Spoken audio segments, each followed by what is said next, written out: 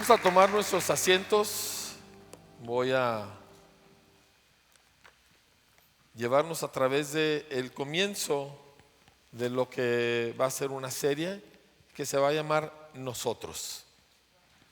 Así de sencillo, ¿sí? Y tiene que ver con toda la identidad de lo que somos nosotros ahora en Cristo, pero no solo cada uno como individuo, sino cada uno como un individuo conectado a algo más grande, ¿sí? Así que todo el mundo diga conmigo, nosotros. Muy bien. Ahora vamos a empezar precisamente donde ahorita estamos cantando y de lo que estamos hablando, porque vamos a empezar con el punto que nos conectó.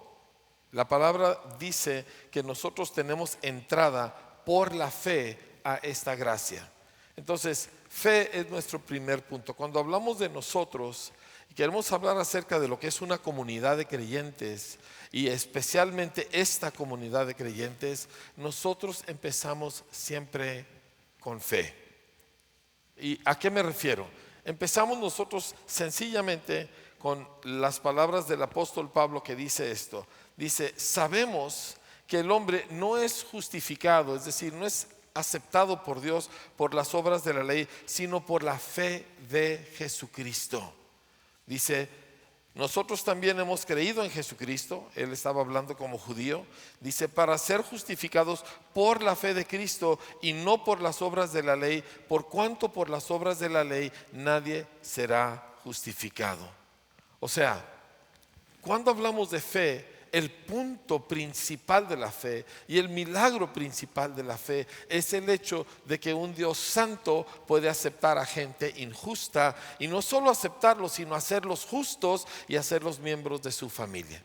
Es importante. Nosotros no somos miembros de una congregación porque nos cae bien, porque nos gusta cómo ahí se hacen las cosas o porque tenemos nosotros 2, 3 amigos y pues nos sentimos a gusto. Estas cosas no son malas, pero no es la razón que somos miembros de la familia de Dios.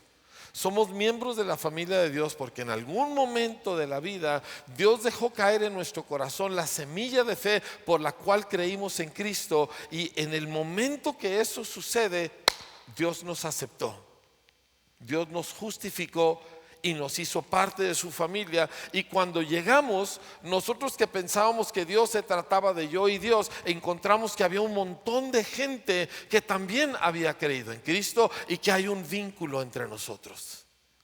Así que fe es el comienzo de lo que nosotros somos. Antes de poder nosotros decir nosotros hacemos las cosas así o pensamos de esta manera o estos son nuestros objetivos, nosotros empezamos con fe. He creído en Jesús. Dejé de creer en mí, empecé a creer en Jesús. Yo sé que el mundo te dice cree en ti mismo, ¿verdad? Nomás que todos los que lo intentamos fracasamos. ¿Alguien sabe de lo que estoy hablando? ¿Sí? Pero cuando tú dejas de creer en ti y empiezas a creer en Jesús, en ese momento empieza toda esta maravilla de lo que vamos a llamar nosotros. Ahora, esta realidad de la fe es exactamente lo contrario a las obras, y de hecho aquí lo dice el pasaje, que somos justificados por la fe, no por las obras de la ley, es decir, no por cumplir con ciertas reglas morales. Las reglas morales, las hayas cumplido mucho o las hayas cumplido poco, no te pueden justificar, no te dan entrada al reino de Dios, no te hacen parte de la familia de Dios. Es la fe en Cristo. Y esto rompe todas las barreras humanas. Porque por la misma fe entra el judío y por la misma fe entra el gentil. Y por la misma fe entra el educado y por la misma fe entra el analfabeto. Y por la misma fe el rico y el pobre, el jovencito. La semana pasada bautizamos a un jovencito de 12 años y era claro y evidente que él había creído en Cristo, ¿sí o no? ¿Sí? Y entre él y uno de 80 años, ¿verdad?, que tiene toda la experiencia de la vida, es la misma fe la que a los dos les da entrada al reino de Dios. Esto es lo que nos une. Cuando tú volteas alrededor y ves personas que son diferentes trasfondos, diferentes culturas, etcétera, hay un punto de unión que es completamente superior a todas las diferencias que pudiéramos tener. Esa es la razón por la cual tú, si vas en un viaje, ¿verdad? Te subes a un camión, te subes a un avión y se sienta alguien ahí enseguida de ti y lo ves que abre una Biblia o algo le ves que te dice que él sigue a Cristo y le preguntas, oye, ¿usted es cristiano? Sí, ¿usted también? Sí, hay, y empieza una conversación entre dos personas que no se conocían. ¿Por qué? Porque tienen en común lo más importante. Porque no hay ninguna cosa que se le acerque en importancia al haber creído en Cristo. Esto es lo que a nosotros nos hace nosotros. Todas las otras cosas que pueda haber, y voy a hablar de varias de ellas a lo largo de esta serie, pero todas las otras cosas que pueden causar distancia o desconfianza o cualquier otra clase de división entre los que seguimos a Cristo, ninguna de ellas tiene el poder de la sencilla fe que ha sido depositada en nuestros corazones. Muy bien, así que como dice Romanos capítulo 5, por la fe tenemos entrada a esta gracia, dice, en la cual estamos firmes y nos gloriamos en la esperanza de la gloria de Dios. Y esta fe nos lleva a través de todo, dice, y no solo esto, sino que también nos gloriamos en las tribulaciones, sabiendo que la tribulación produce perseverancia y la perseverancia un carácter aprobado y el carácter aprobado esperanza y la esperanza no avergüenza, porque el amor de Dios ha sido derramado en nuestros corazones por el Espíritu Santo que nos fue dado. Así que entramos por la fe y luego vivimos nuestra vida a través de una fe vibrante en Cristo Jesús.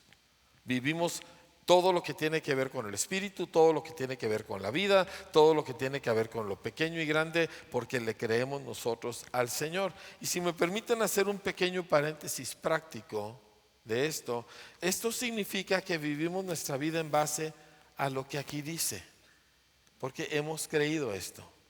Entonces, cuando nosotros nos enfrentamos a una necesidad, volteamos a ver qué dice Dios al respecto y encontramos que hay muchísimas promesas que cubren cualquier situación que el ser humano atraviese.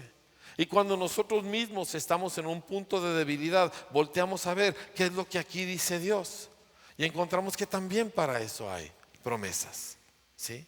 Y vivimos nuestra vida sobre la base de la fe. Y cuando nosotros volteamos a ver a otra persona, que ese es donde, me acuerdo que me dijo un día un pastor que él estaba orando y le dijo, Señor, es que yo a ti te amo mucho, dice, es tu familia con la que no me llevo bien. ¿Sí? Y volteas a ver a la familia de Dios y pues todavía no se nos nota toda la gloria que se nos va a notar, ¿sí o no? ¿Sí?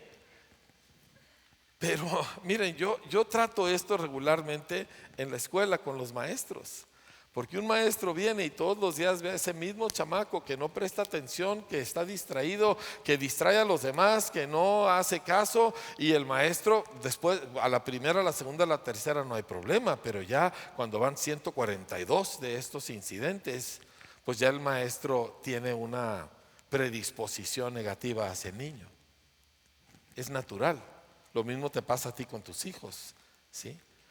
Pero volteas y encuentras qué dice Dios acerca de esa persona, niño, adulto, hijo, miembro de la iglesia, lo que sea, y encuentras lo que Dios dice al respecto y estableces tu relación con esa persona en base a lo que has creído y no en lo que has visto. Y hace toda la diferencia. O sea, si tú basas tu relación con nosotros en base a lo que tú has visto, pues puede que por un rato te apantallemos, ¿verdad? Puede que por un rato de alguna manera parezca que todo está muy padre, pero tarde que temprano nos va a salir a relucir el cobre, ¿verdad? Tarde que temprano vamos a ofender, porque Santiago dijo, todos ofendemos de muchas maneras. No hay uno de nosotros aquí que no ofenda en algún momento. ¿Y qué vas a hacer ahí? ¿Ahí se acaba nosotros? ¿Ahí se acaba la comunidad? Ahí tenemos una distancia entre nosotros, no física por la cuestión del COVID, sino ya en nuestro corazón, donde Dios te bendiga, pero no te me acerques. O, ¿verdad? Ay, qué gusto verte, pero ya sé quién eres. O sea, esas son cosas que destruyen una comunidad. Y tú juntas un montón de gente en un lugar, en un auditorio, en un movimiento, pero si estas cosas están ahí presentes, realmente no hay nada. Es simplemente gente yendo a un evento. Pero el cuerpo de Cristo no es así. La familia de Dios no es así. ¿Por qué? Porque tenemos nosotros, no por nuestro esfuerzo, sino porque nos fue dada, tenemos la fe de Jesucristo para encarar la vida en lo físico, en lo espiritual, en lo personal, en lo relacional, en todas las cosas que afectan al ser humano. Nosotros tenemos la fe de Cristo para encararlo. ¿Sí? Aún con uno mismo. Mire, ayer tuvimos una especie de retiro pequeño aquí con el personal de la escuela y en algún momento se nos ocurrió hacer algún deporte y nos pusimos a jugar voleibol.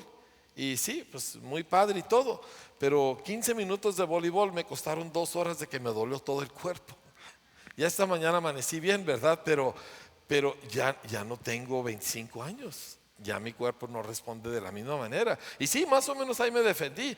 Pero antes jugaba 2 horas y me dolía 5 minutos. Ahora juego 5 minutos y me duele 2 horas. ¿Y cómo enfrentas eso? Vuelves a lo mismo. O sea, ¿qué dice aquí? O sea, ¿qué dice el Señor acerca de cuando uno avanza en años? ¿Y qué dice? ¿Qué promesas hay de Dios respecto de las diferentes oportunidades o desafíos que se presentan cuando uno tiene otra edad? Y cambia todo. O sea, yo me estaba fijando, porque eso es parte de lo que uno hace como pastor, es observar. Yo me estaba fijando qué fácil es para nosotros cuando ya tenemos cierta cantidad de años y por lo tanto cierta cantidad de experiencia en ser impacientes con personas que no tienen esa misma experiencia. Y no sé, no quiero que nadie levante la mano, pero ¿cuántos de los que tienen más de 50 años de edad ya son regañones? Y no levante la mano, por favor. ¿Sí? Y te es muy fácil regañar. Uy, dice, yo no necesité, yo tengo 32 y soy regañón. ¿Sí? Pero el punto es de que cuando tú empiezas a observar la vida y encontrar los puntos que tú puedes creer aquí en este pasaje, entonces cambia la forma en que tú tratas a otros y cambia la forma en que tú ves las oportunidades. Yo veo lo que le pasa a la gente que va creciendo. Ya no quieren soltar ni un 5, ya todo quieren acaparar, ya están reteniendo, ya no quieren gastar en nada, se vuelven tacaños. Pero es por miedo. Es porque ya estoy grande y yo tengo que asegurarme de mi vejez y cosas por el estilo. Y yo no digo que no seas prudente, yo no digo que no prepares, ¿verdad? Para tus años donde ya no tendrás la misma actividad de trabajo. Pero dejar que el miedo te haga tacaño, pues te arruina la vida, ¿sí? Te arruina tu trato con los demás, ya no puedes disfrutar de la vida. Ya vuelves, miren, cuando yo era joven y yo iba a un restaurante, pues yo abría el menú y veía la lista de precios y cuando encontraba un precio que cupiera dentro de mi muy reducido presupuesto, entonces volteaba a ver qué platillo era. Y eso es lo que comía. Y yo no sé si alguien más hacía esto aquí, pero los estudiambres, ¿verdad? Como les llamamos, esa es la forma en que... Pero cuando tú no puedes terminar tu vida en ese mismo plan, dices, pero ¿qué hago? Te vuelves a lo que está escrito aquí. Yo tengo el privilegio de tener una muy cercana amistad con el hermano Wayne Myers, que es un padre espiritual de esta iglesia. Tiene 98 años de edad, ¿sí? Su mente está completa. Acaba de perder hace menos de 2 meses a su esposa Martita de 96, que partió para estar con el Señor. Obviamente esto ha sido algo muy duro, pero ¿saben cuál fue su respuesta cuando su hija baja de la recámara de su mamá? Él estaba abajo cenando para decirle, papá, mamá se ha ido con el Señor. ¿Saben cuál fue la respuesta de él? Él volteó y sonrió y le dijo, maravilloso. Eso es lo que hace fe. Eso es como uno responde cuando cree. ¿Me explico? ¿Sí? Y estando yo ahí, porque pasé un par de días con él hace unas semanas, llega el borrachito, tiene dinero para el borrachito. Y llegan los del kinder de enseguida que le llenan la calle con coches y le complican un poco la existencia, y sale con una caja de pan dulce y café, que la señora que trabaja ahí en su casa y su enfermero le ayudan para regalarles café y donas a todos los que, o café y pan dulce a los que están trabajando allá. La vejez no, y él no tiene un ingreso seguro, y él no tiene pensión. De hecho, yo no digo que tú hagas esto, pero hace muchísimos años, cuando él tenía como unos 40 años de edad, él decidió desligarse del seguro social de su país, que allá se permite, y dejar de pagar ese impuesto porque él decía, si Dios no me puede sostener en mi vejez, entonces Dios no me puede sostener, punto. Y dejó de preocuparse de su pensión. Tiene 98 años, no tiene pensión. Qué bueno, porque hubiera quebrado al sistema, ¿verdad? Pero el asunto es de que fe hace todo diferente. Todo lo que no proviene de fe, familia, es pecado.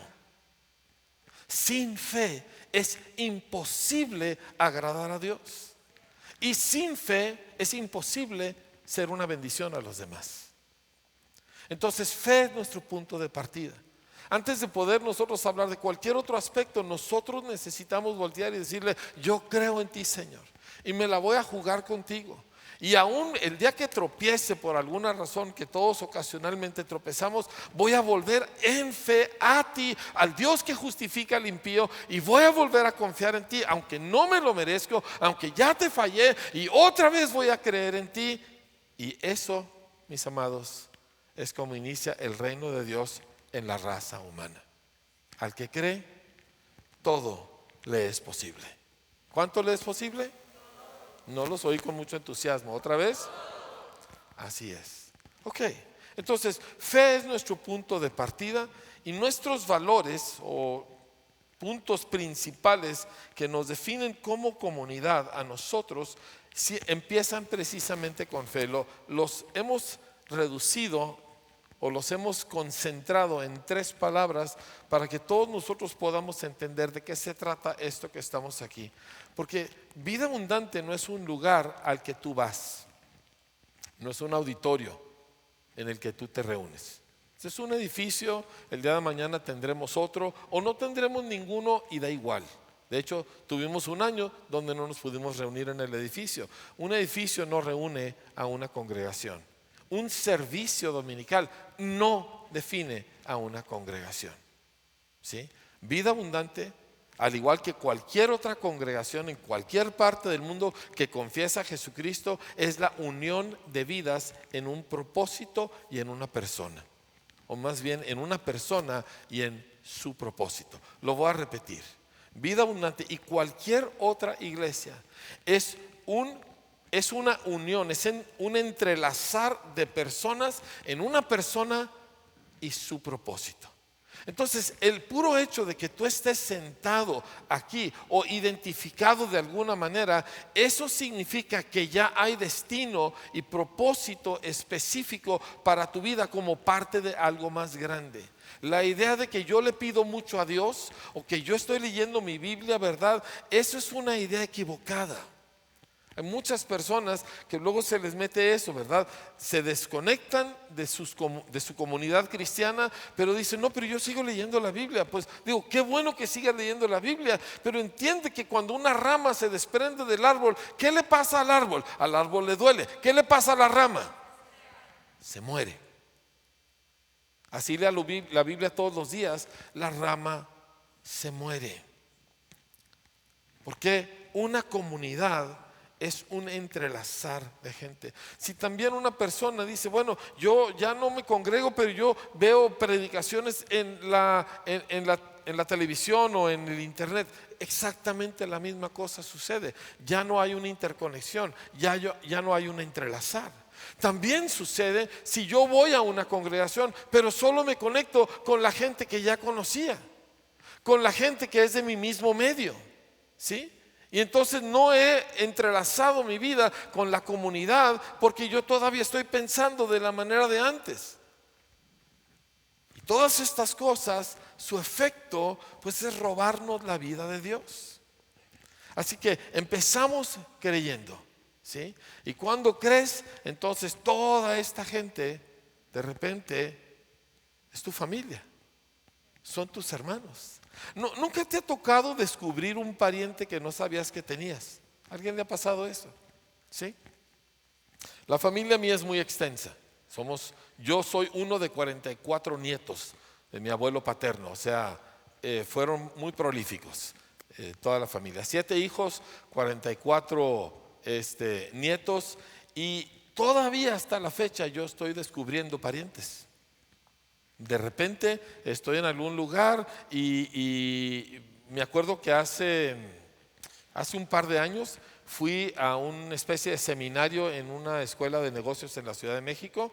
Fui por invitación, no era idea mía, y estoy sentado ahí y veo a alguien y pues le vi el perfil, ¿verdad? Y me di cuenta y me acerqué y sí, resulta que era un primo hermano que yo no había visto en, no sé, 25 o más años y que nunca lo había conocido bien. Y cuando de repente te topas con alguien así, pues te das cuenta que hay algo en común y les da gusto y se intercambian teléfonos, ¿verdad? Y a ver si nos vemos a la siguiente y saluden por favor a fulano, mengano y sutano y así por el estilo. ¿Por qué? Porque somos familia. En el momento que tú crees en Cristo, esto es tu familia. ¿Sí? Yo tengo familia en la carne, mucha, como les digo, pero mi familia es esta familia y mi esfuerzo siempre ha sido meter a mi familia en la carne para que sean parte de mi familia eterna, porque esta familia nunca se va a acabar. ¿Sí? Dices, yo tengo un primo que lo quiero mucho, gánalo para Cristo, lo vas a perder dentro de 30 o 40 años. Pero, entonces, fe, por lo tanto, nos lleva al siguiente elemento que quiero que veamos. Fe produce siempre comunidad. Genuina fe produce una vida de conexión con otras personas. La fe no solo te conecta con el Señor, te conecta con todos los demás que han abrazado la misma fe. Una de las experiencias más bonitas que Titi y yo tuvimos hace muchos años, fuimos a un congreso en Dallas, Texas. Todavía estábamos esperando a Rebeca, mi hija, o sea que estoy hablando de hace casi 40 años atrás.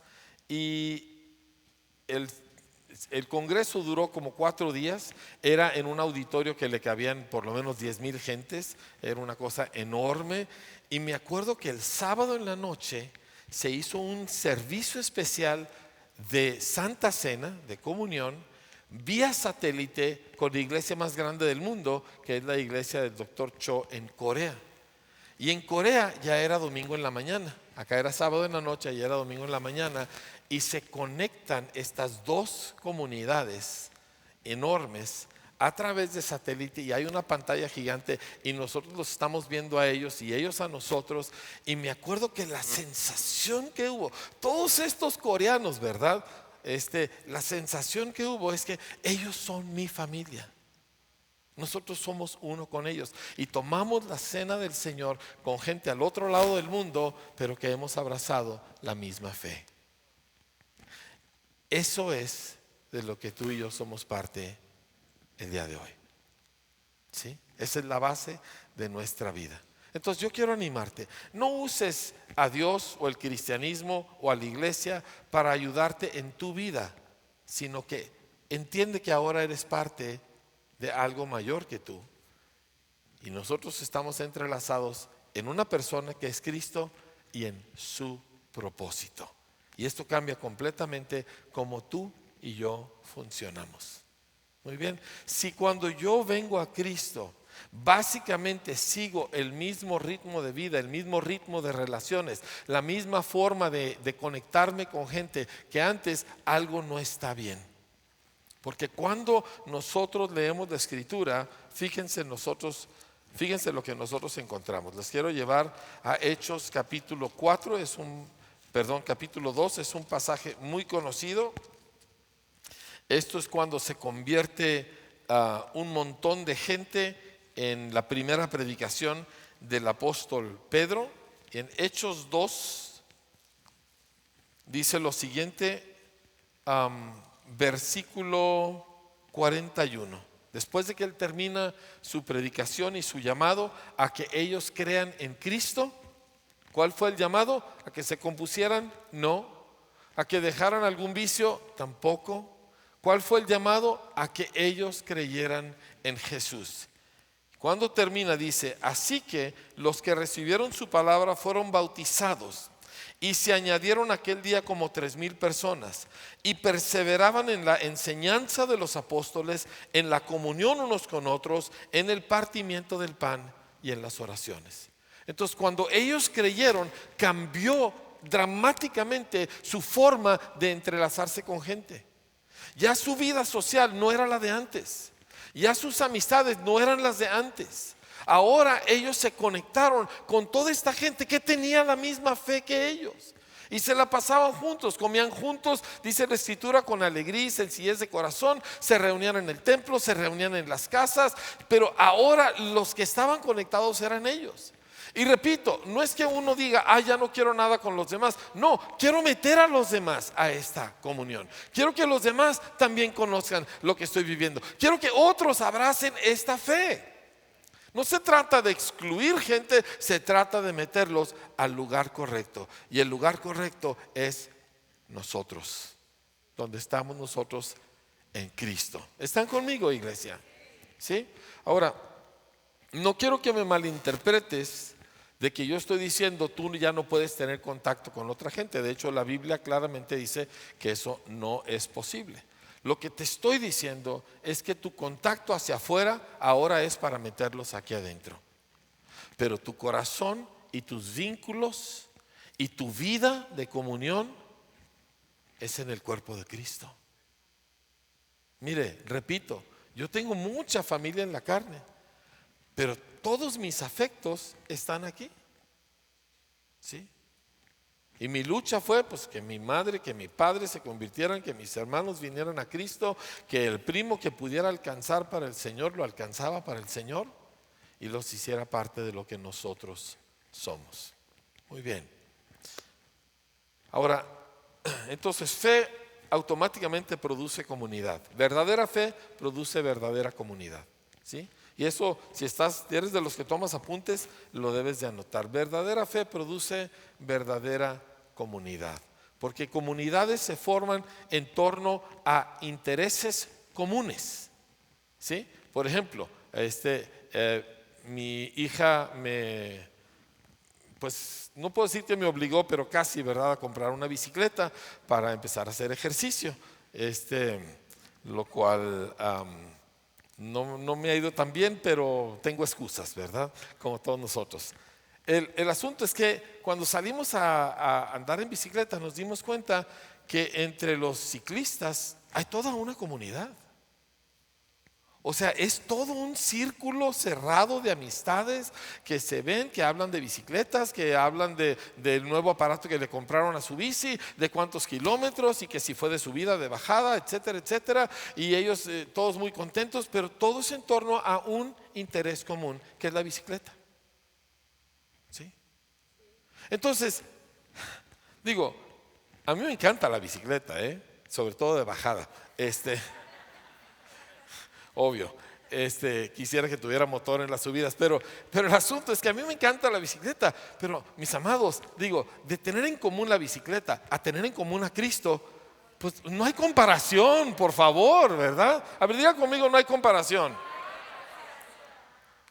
Entonces nosotros formamos nuestros vínculos en torno a aquello que nosotros tenemos en común. ¿Y qué es lo que tenemos en común? Que hemos creído en Jesús. Y eso, mis hermanos, vence a todo lo demás que pueda tener en común con cualquier otra persona. Alguien dígame, por favor.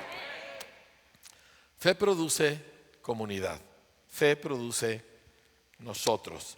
Fe me conecta con el Señor, pero también me conecta con los otros que han creído. Muy bien. Ahora dice, yo soy un poquito tímido, no me gusta. Vamos a estar hablando durante estas semanas de los obstáculos a comunidad, porque hay obstáculos. Y de hecho, la mayoría de nosotros ya los hemos experimentado y quizá ni siquiera los hemos podido superar.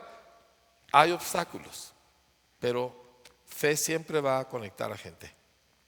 así como nos conecta con el Señor. Muy bien. Ahora, segundo elemento que quiero tocar ahora es la palabra honor. Ese es el segundo eje o la segunda columna sobre la cual se sostiene una comunidad de fe. ¿Sí? Nosotros vemos que en sus tratos con el hombre, permítanme, esta cosa me está zumbando, en sus tratos con el hombre, Dios siempre dignifica al ser humano. Lo hizo cuando lo creó, porque dice hagamos al hombre a nuestra imagen. O sea, wow. No hizo todos los animales y todo lo demás, magníficas criaturas, pero al hombre dice lo haré conforme a nuestra imagen, según nuestra semejanza. Y luego nos vamos nosotros después de toda la historia, de todo el pecado, de todo el desastre que ha sido la raza humana, y llegamos nosotros a la vida de Jesús y encontramos exactamente lo mismo. Vemos a Jesús. Hoy me tocó leer el capítulo 4 de Juan en mis lecturas bíblicas, y el capítulo 4 de Juan es extraordinario porque aquí está el hombre más puro del planeta, el único realmente, ¿verdad?, con la mujer más fracasada de la nación. Porque estamos hablando de la conversación que Jesús tuvo en un pueblito llamado Sicar, un pueblo samaritano, con una mujer samaritana que estaba tan tachada por la sociedad que salía ella por agua al pozo comunitario a mediodía, cuando el sol está en toda su fuerza y todo el mundo está resguardado. O sea, salía cuando nadie la iba a ver. Y cuando Jesús trata con esta mujer, resulta que ella ha tenido 5 divorcios. 5 divorcios en Hollywood ya es escandaloso. 5 divorcios en un pueblito rural hace 2000 años era algo que ni tenía nombre. Y aparte de los 5 divorcios, quién sabe con cuántos otros hombres había vivido. Un fracaso absoluto. Y aquí está el Hijo de Dios, santo y puro, hablando con esta mujer. ¿Y qué hace él? La redime, la dignifica, le da un lugar. Lo mismo sucede con la mujer hallada en adulterio. Esa es una historia que a mí en lo particular siempre me ha impactado profundamente, porque esta mujer, ¿verdad?, arrastrada por un grupo de hombres violentamente religiosos, la avientan en medio para que la apedreen, porque pues la Biblia dice, ¿verdad?, que a los adúlteros, que poquito chistoso que no trajeron al hombre, ¿verdad?, con quien cometió adulterio, pero ya están listos para apedrearla. Y entonces Jesús lo primero que hace es agachar la cabeza. ¿Por qué? Porque un caballero nunca se fija en una mujer que está semidesnuda y en público y aterrorizada y humillada, y Jesús agacha la cabeza. Y durante todo el rato que eso está sucediendo, él mantiene su mirada abajo. Y cuando él ya se deshace de toda esa gente violenta, entonces ya estando solos, él voltea con la mujer y le hace esto. Dios siempre da honor a todo y a todos. Toma a la persona más hundida, toma al esclavo y lo convierte en sacerdote, toma a los más pobres y los pone en lugares de honor. Así es como Dios trata al ser humano. Y así es como nosotros le respondemos a Dios. Y yo sé que pensamos, bueno, primero debiera de hablar de que nosotros honramos a Dios. No, porque ningún hombre honrará a Dios si primero Dios no le había dado algo de honra. ¿Me entiendes? Le damos a Dios de lo que Él nos ha dado a nosotros.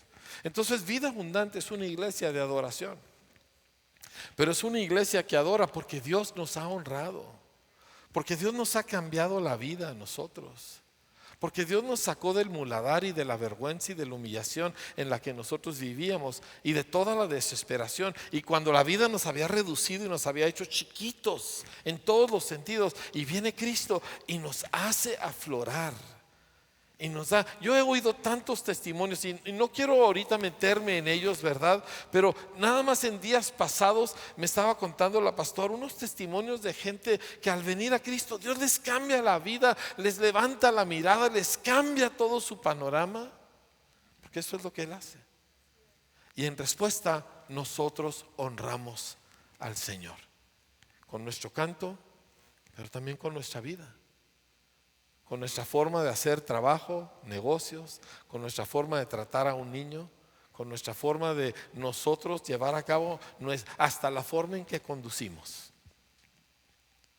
Nosotros honramos al Señor. Somos una comunidad, pero que vivimos para este intercambio de honor con Dios. Me impacta siempre que Dios haga eso con nosotros, que Dios saque del muladar a la persona, que Dios tome al que no era digno ni siquiera de que lo volteáramos a ver y lo hace un príncipe entre nosotros. Qué increíble, ¿no? Sí. Pero nosotros respondemos ahora de la misma manera. O sea, Cristo no es para que te vaya mejor.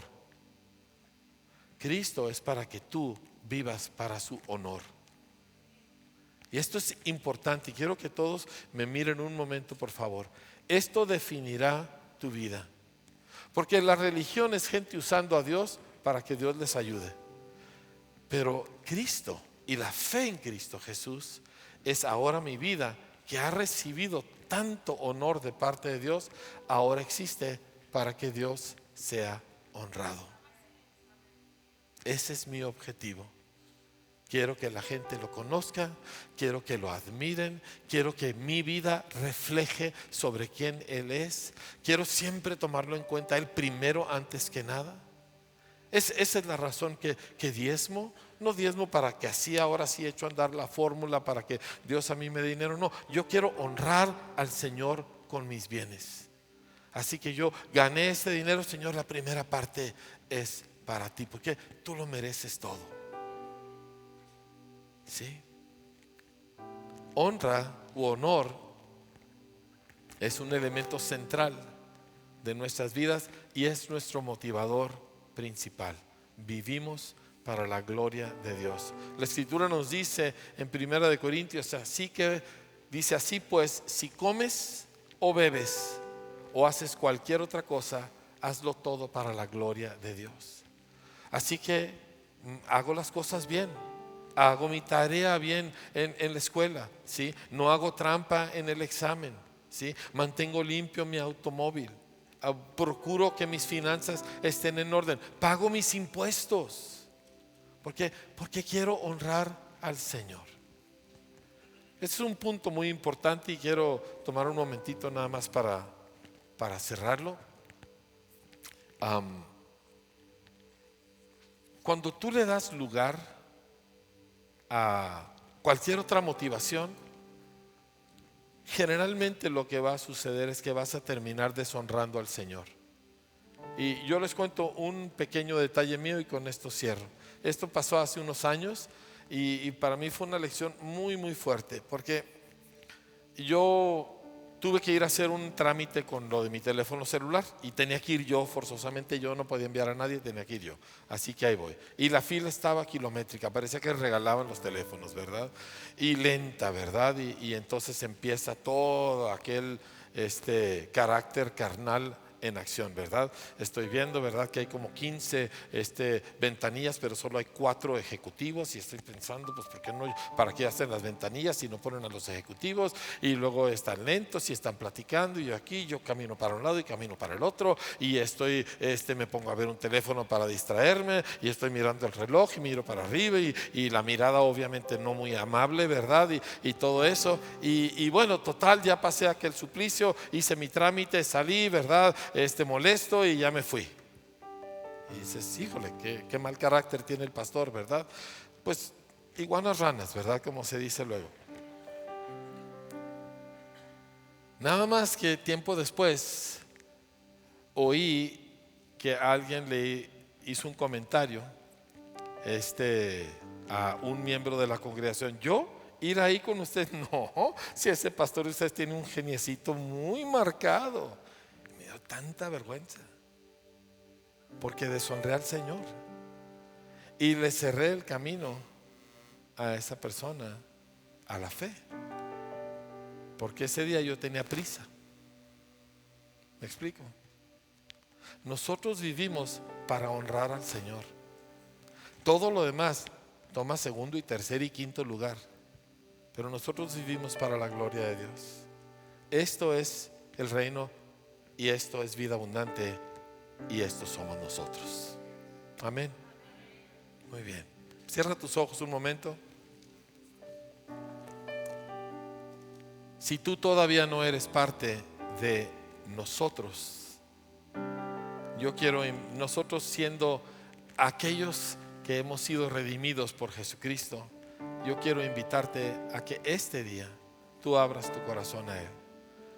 Porque el milagro es cuando creemos en Él y Él rescata nuestra vida y la limpia y la hace aceptable a Él. ¿Y cómo sucede esto? Cuando pones tu fe en Cristo. La Escritura dice que si yo confieso con mis labios que Jesús es mi Señor y creo en mi corazón que Dios lo levantó de los muertos, en ese momento dice, seré salvo.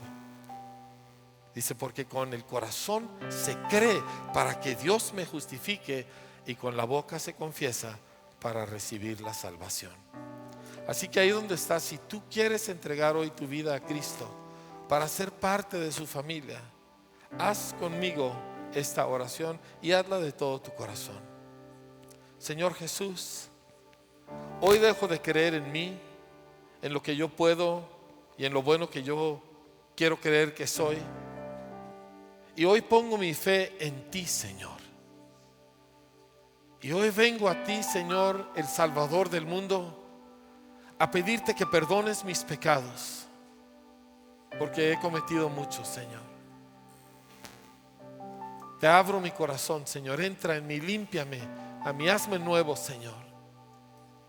Hoy declaro con mis labios que tú eres mi Señor, porque yo hoy creo en ti. Tú eres el que se levantó de entre los muertos. Tú eres el Hijo de Dios, el Redentor del mundo. Y hoy pongo mi fe en ti, Jesús. Enséñame ahora a caminar contigo y a descubrir que ya no soy solo yo, sino que ahora soy parte de nosotros. Amén.